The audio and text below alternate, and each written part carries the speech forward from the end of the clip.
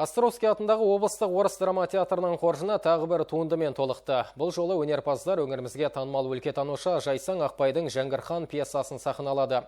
Кезекті жаңа қойылым туралы тілші әңгімесінде толығырақ.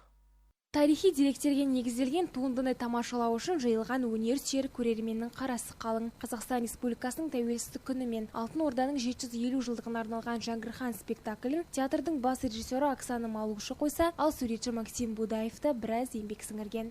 Хочу отметить, что... Айта кетейік, бұл туынды жергілікті өлкетанушы Жайсаң Ақпайдың пьесасының желісінде қойылды. Мен ол кісіні және театр ұжымын осындай мерекемен құттықтағым келеді. Барлық қала тұрғындарын бұл туындыны көруге шақырамын және барша жастарға Жәңгірхан сияқты тұлға болып қалыптасуын тілеймін.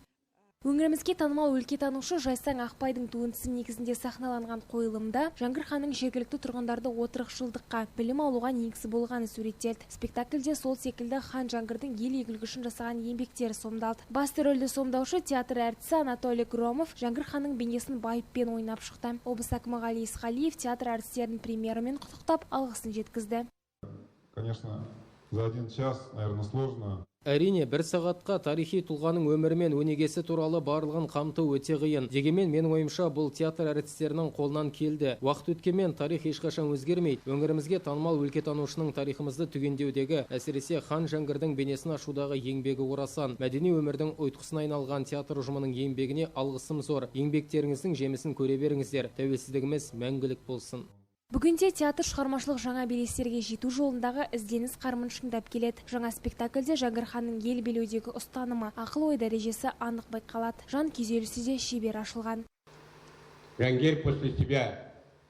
Жәңгір өзінен кейін үлкен мұра қалдырып кетті. Бөкей ордасы, хан ордасы, бұл барлығы анық дәлелдер. Егер біздің халық көшпелі тұрмыс кешсе, бұл ел ішінен шыққан жаулардың кесірінен. Бірақ біздің халқымыз бұл ұлы даланы қорғап қалды. Бүгінде қазақ елінің тәуелсіз, қуатты, заманауи болған үшін мақтаныш сезімі кернейді.